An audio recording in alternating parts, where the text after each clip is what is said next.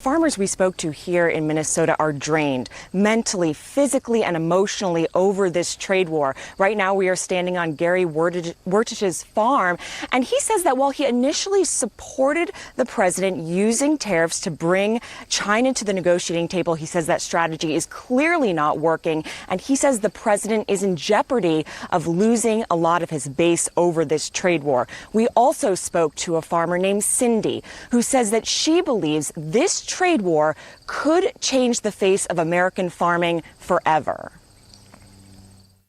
It's very scary. I mean, I sometimes stay up at night worrying about what the future does hold. You know, what do you tell your children that want to farm? Do you tell them, go find something else to do? One of our sons already has. He's already, sorry. He always had a passion to farm. And because you don't know what the future is going to bring, you almost want to encourage them to go do something else.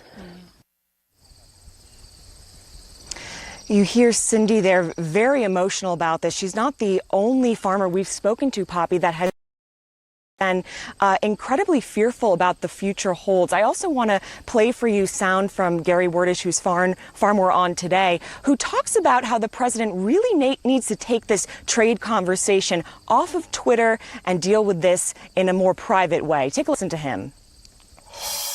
Words and Twitters and tweets, that doesn't pay the farmers' bills. That doesn't solve the problem we're dealing with. And you know, this one, like I said earlier, this one's self-inflicted by our president, and we definitely agreed with him at the beginning, but it doesn't appear that there's a plan B.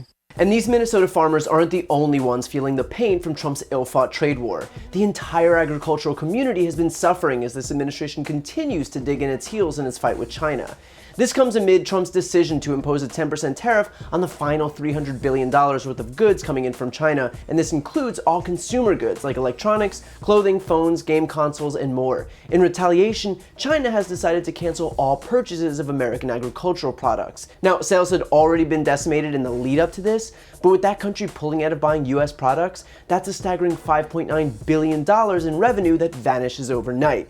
China is the world's top buyer of soybeans and purchased 60% of US soybeans in 2018, which bodes really poorly for soybean farmers this year. And this, despite the Trump administration having already redistributed to farmers 2 bailouts totaling $28 billion. And in case the word redistribute sounds an awful lot like socialism, that's because it's socialism. So while Republicans are screeching ad nauseum into the void, fear-mongering that the Democrats will turn the US into Venezuela by implementing their dangerous socialist agenda, even though they never have and have no plans to, Republicans are literally doing it right now. This is 9th grade psych class, obvious projection. And it's not even subtle, it's literally right out in the open. Trump started a trade war, we're all paying more because of it, and then he turns around and doles out our tax dollars to farmers in red states to try and buy them and protect his re-election bid. But as if that's not bad enough, even this administration's blatant pandering was done unfairly. According to the USDA, the top 1% of farmers were paid $188,000, while the bottom 80% of farmers averaged less than $5,000. Even their socialism is elitist while pretending to be populist. And it's not just Midwesterners. Wall Street is suffering an absolute beating, with the market continuously shedding months of gains in days at a time. In just one day this week, we saw the Dow lose 800 points, the Dow's worst day of the year, and markets are now showing signs of a recession. And look, I'm not saying we should have seen this coming from a guy who bankrupted a casino, an airline, a beverage company, a magazine, a mortgage company, a board game, a travel site, a steak company, a vodka company, a university, and lost $1 billion in a decade. Yeah, no, we should have seen this coming.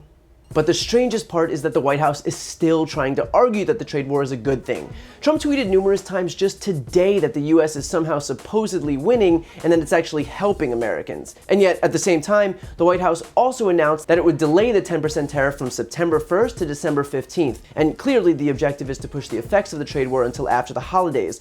But look at what this says. The administration is arguing simultaneously that the tariffs are a good thing and that they're helping people, but they're also delaying them to help people. Got it. And look, I'm not saying that China hasn't benefited from unfair practices and that something didn't need to happen, but it doesn't take a Nobel laureate to realize this ain't it. Trump might have come into office on the pretense of being a political outsider, but we are seeing in real time the consequences of having someone in office who has the diplomatic touch of an atom bomb. His schoolyard bullying might have worked in the Manhattan real estate market, or not, considering he's lost more money over his lifetime than most of us could even comprehend. But either way, it's really not working in politics. So while Trump promised trade wars are good and easy to win, maybe we should have looked a little more closely at his definition of winning first.